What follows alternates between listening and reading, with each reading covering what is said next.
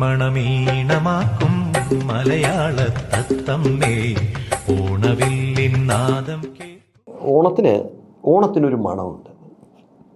ഈ ഒരു ഓണാട്ടുകരക്കാരൻ എന്നുള്ള നിലയിൽ ആ മണത്തെക്കുറിച്ച് പറയാതെ നമുക്ക് ഓണത്തെക്കുറിച്ച് പറയാൻ പറ്റത്തില്ല. എന്താണ് ഇപ്പോൾ സാധാരണ ഓണാട്ടുകരയ്ക്ക് വെളിയിലുള്ള ഒരാൾ ചോദിക്കും, എന്താ ഓണത്തിന് എന്തോ ഇതിന് മാത്രം വലിയൊരു മണം? വ്യക്തിപരമായിട്ട് ഞാൻ പറയുകയാണെങ്കിൽ ഓണത്തിനൊരു മണമുണ്ട്. ഓണത്തിൻ്റേതായൊരു മണമുണ്ട്. ആ മണമെന്ന് പറയുന്നത് ഈ അത്തപ്പൂക്കളം ഇടാൻ നമ്മൾ ഇന്നിപ്പം കഴിഞ്ഞ വർഷം 30 കോടി രൂപയുടെ പൂവാണ് കേരളം വാങ്ങിയത്. ഒരു നയാ പൈസയുടെ പൂ പോലും ഇപ്പം എൻ്റെയൊക്കെ വീട്ടിൽ ഞാനും എൻ്റെ അനിയന്മാരോട് ചേർന്നാണ് പൂക്കളം ഇടുന്നത്. അപ്പോൾ പൂക്കളം ഇടുക എന്ന് പറയുന്നത് അന്നത്തെ കാലത്ത് ഈ ഓണത്തിൻ്റെ ഏറ്റവും ഒഴിവാക്കാനാകാത്ത ഒരു വലിയ നന്മയായിരുന്നു. അപ്പോൾ ഈ പൂക്കളം ഇടാൻ എടുക്കുന്ന പൂക്കളെല്ലാം നാട്ടുപൂക്കളായിരുന്നു. ഇപ്പം ചെമ്പരത്തി, അമ്പരത്തി, അതുപോലെ തന്നെ ഈ കൊങ്ങിണി, ഇങ്ങനെ കലമ്പൂട്ടി തുടങ്ങി ധാരാളം നാടൻ പൂക്കൾ. ഈ പുതിയ പൂക്കൾക്കൊക്കെ നിറവല്ലേ ഉള്ളൂ, മണമില്ലല്ലോ.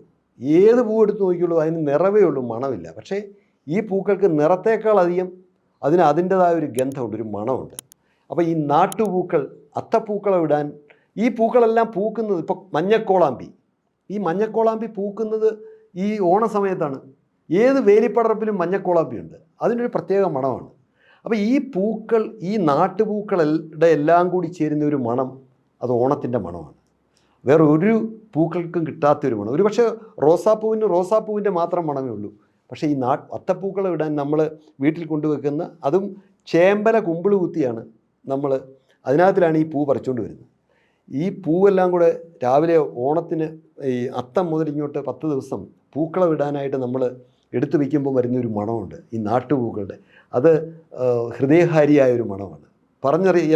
എല്ലാ നാട്ടുപൂക്കളുടെയും കൂടി ചേർന്നുള്ള ഒരു സമഞ്ജസമായ മണമാണ്. പിന്നെ ഒരു മണമെന്ന് പറഞ്ഞാൽ ആട്ടിയെടുത്ത വെളിച്ചെണ്ണയുടെ മണമാണ്. കാരണം കൊപ്ര മുറ്റത്തിടുമ്പോൾ തന്നെ അതിൻ്റെ ഒരു മണമുണ്ട്. വെയിൽ അടിച്ചു കഴിയുമ്പോൾ അവിടുന്ന് തന്നെ വെളിച്ചെണ്ണയുടെ നാടൻ വെളിച്ചെണ്ണയുടെ നല്ല ഒരു സുഗന്ധം നമുക്ക് അനുഭവപ്പെടും.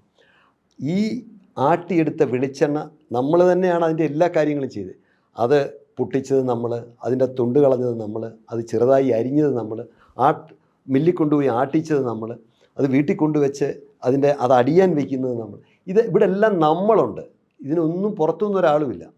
അതിൻ്റെ ഒരു മണമുണ്ട്, ആട്ടിയെടുത്ത വെളിച്ചെണ്ണയുടെ മണം. ഈ വെളിച്ചെണ്ണയിൽ വറുത്തെടുക്കുന്ന ഈ നല്ല വെളിച്ചെണ്ണയിൽ വറുത്തെടുക്കുന്ന ഉപ്പേരിക്കൊരു മണമുണ്ട്. ഓരോ ഉപ്പേരി വറക്കുമ്പോഴും ഓരോ മണമാണ്. ഇപ്പം നമ്മൾ നേന്ത്രക്കായ അരിഞ്ഞ് നമ്മൾ അതിൻ്റെ ഉപ്പേരി എടുക്കുമ്പോഴുള്ള മണമല്ല കളിയടയ്ക്കായ്ക്ക്.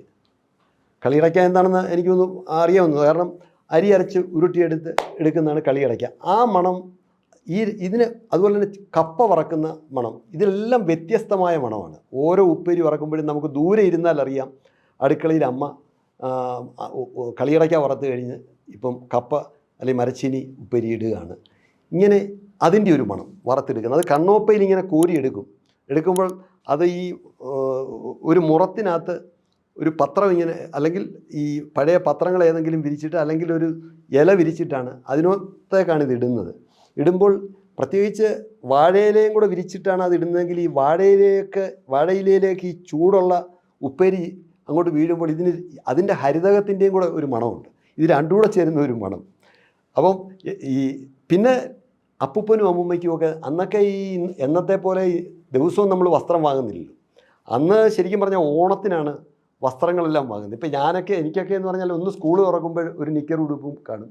അത് കഴിഞ്ഞാൽ പിന്നെ ഓണത്തിനൊരു നിക്കർ ഉടുപ്പും. ഇങ്ങനെ നമുക്ക് വർഷത്തിലൊരിക്കലാണ് 1-2 പ്രാവശ്യമാണല്ലോ കിട്ടുന്നത്. അത് തന്നെ ആർഭാടമാണ്.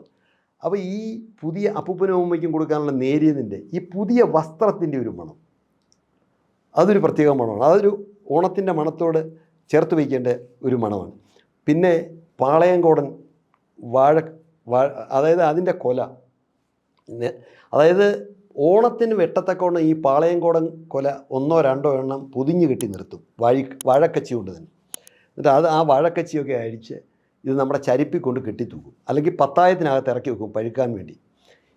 വേറെ ലോകത്തൊരു പഴത്തിനും ഇപ്പം നമ്മൾ എത്ര വലിയ മുന്തിയ പഴമാണെന്ന് പറഞ്ഞാലും അതിന് ഒരു മണം ഉണ്ടാകത്തില്ല. അതേസമയം പാളയംകോടൻ വാഴപ്പഴത്തിന് മാത്രമേ ഉള്ളൂ ആ മണം. എന്തൊരു സുഗന്ധമാണ് ഇതിന്. അതിൻ്റെ രുചിയേക്കാളേറെയാണ് അതിൻ്റെ മണം. അപ്പോൾ അതിൻ്റെ ഒരു മണം. ഇങ്ങനെ അതുപോലെ തന്നെ സദ്യ വിളമ്പും. ഇപ്പോൾ ഓണസദ്യ, ഇപ്പോൾ ഓരോ വിഭവങ്ങളും എടുത്ത് നോക്കൂ, എല്ലാ വിഭവങ്ങൾക്കും പ്രത്യേകം മണമാണ്. ഇതെല്ലാം ദൂശനിലയിൽ വിളമ്പുമ്പോഴുണ്ടാകുന്ന പ്രത്യേകമായൊരു മണം.